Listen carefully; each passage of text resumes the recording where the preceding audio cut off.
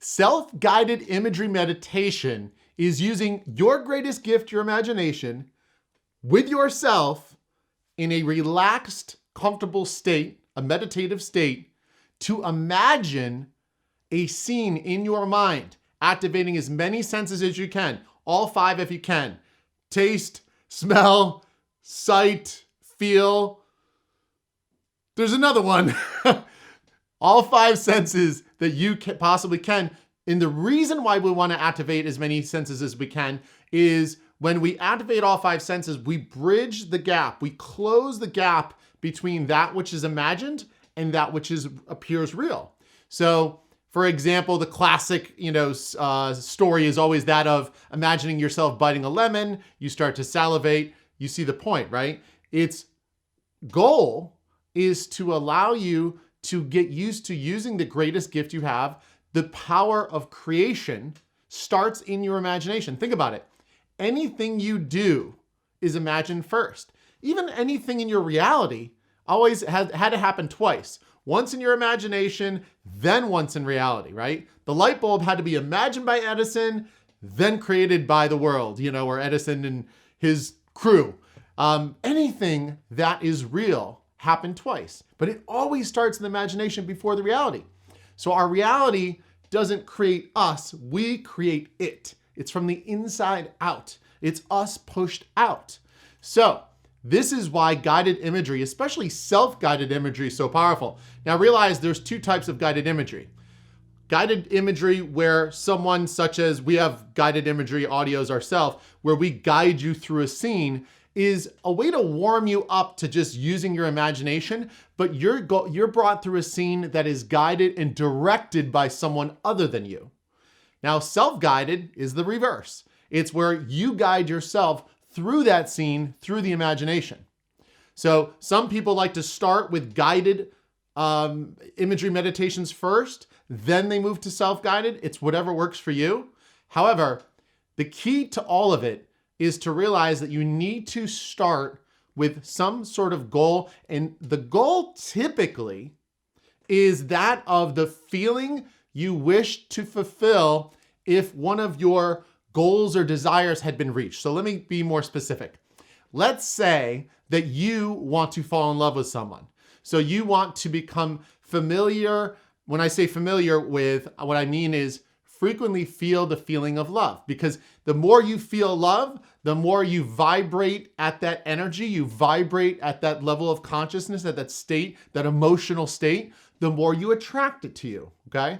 So feeling is the secret. So when you focus on the feeling, we oftentimes think that, I want a significant other, I want to get married.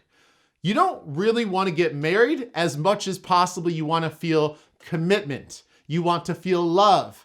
You want to feel appreciation, whatever it is, right? It's not always the act. Even something as simple as buying a car. It's not that you really want the car as much as you want the feeling of accomplishment and pride. So we always do things with the end goal of a feeling. So when we use this self-guided imagery meditation, we're really looking to start from the end. And so that end point is, in fact, the feeling that we anticipate we will feel once we get that which we desire in our external 3D world, right? So when we go into this self-guided imagery type meditation type of practice, what we want to do is think about that feeling. And then all we do is, it's so simple, is we activate as many of our senses as we can, and we create a movie in our mind in a very relaxed state. Now, why a relaxed meditative state, you ask? Because that is when your subconscious mind is in a brainwave state we refer to as theta.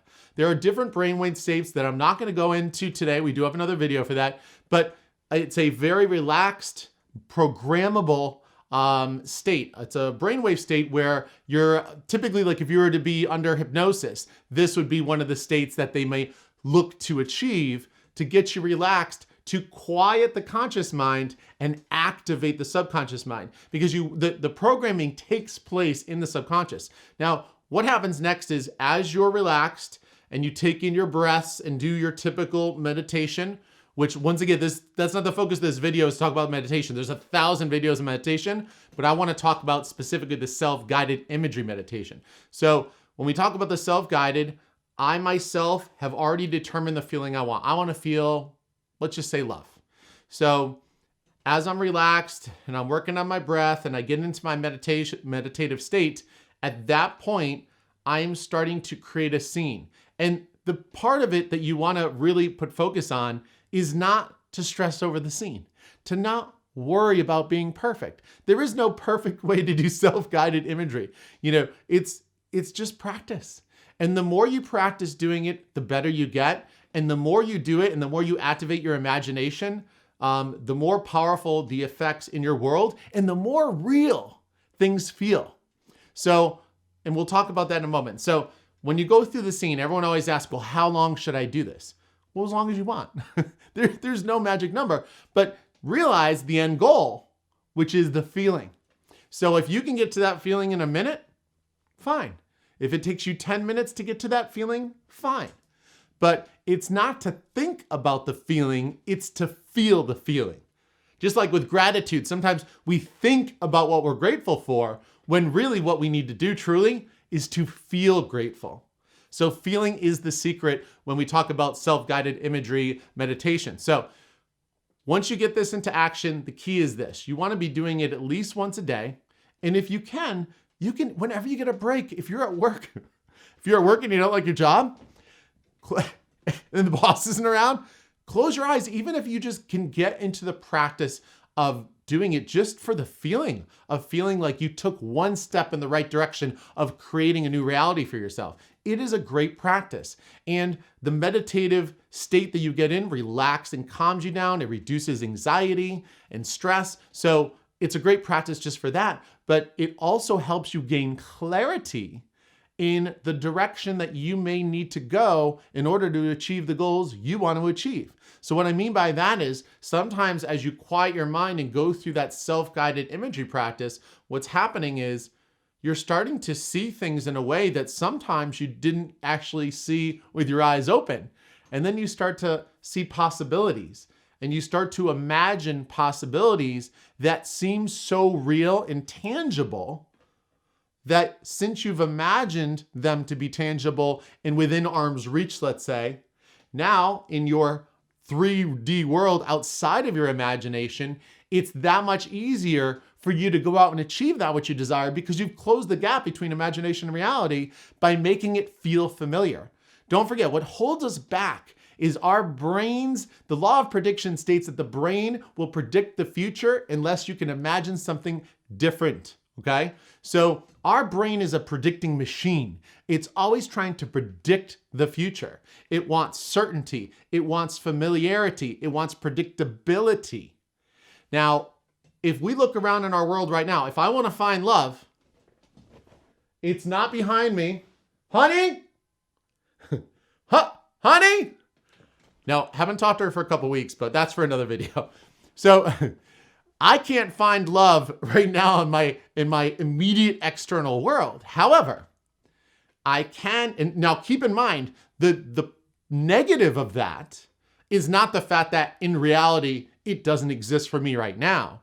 It's more so the emotional state that I'm at risk of being in, which is lack and separation. It's being disconnected from love. It's not feeling love, which is connection. It's more like feeling separation.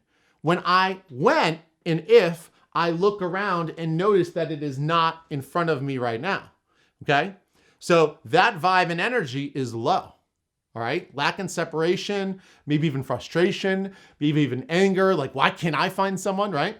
All these emotions are here, but you can't find love until you feel love. You know, they say you can't love others until you love yourself. Well, if I'm in this emotional state here on the levels of consciousness, a very low vibe energy, and love is up here, that's no bueno. That's not going to work. So what we have to do is say, how do we raise our vibe? How do we get it up? Well, we know that if I keep looking around, I'm going to get the same feeling, right? Same thought is, I don't see her here. Resulting feeling, oh my God, I don't feel love. And then the action from that is definitely not to pursue love because I'm not in that emotional state. However, when you do self-guided imagery meditation, what you can do is get into that imaginative state where now Your brain doesn't know the difference between that which is real and that which is imagined. As you get good, get great, amazing at doing the practice, what happens is you start to imagine the reality you wish to create, and then you feel at that level, all right?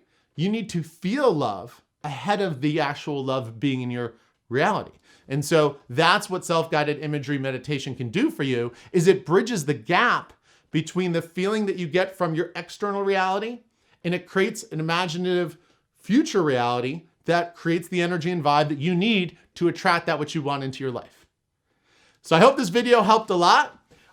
We do have some guided imagery audios. We will put those below. Now, realize what I just said. Guided imagery audio. So we have a program that you can click the link below and learn more about, but that is if you just want to get started and you're not sure that you can do the self-guided yet. And what happens with the guided is we kind of spark that process for you and guide you into the self-guided imagery meditation. So that opportunity is available for you. It's super inexpensive and it's super cool. And our audios, you're going to love them. You listen to them every night before you go to sleep, and that relaxed state to program your subconscious mind, and you feel great when you wake up in the morning. You set your clear intentions paired with your elevated emotions once you wake up in the morning, and boom, you're off to the races. Anyways, my name is Dr. Jay Kavanaugh of thevibemindset.com. Would love to hear your thoughts. If you've used this practice, I want to hear about it below. If there's anything you're struggling with, any resistance, share it with me. Let's talk about it. Let's overcome and remove that resistance. And if you like this video, obviously like and subscribe. And we've got some other videos. So if you want to check out any of our other videos, certainly go right ahead, and would love to meet you and talk to you at some point. So you know where to reach out. Take care.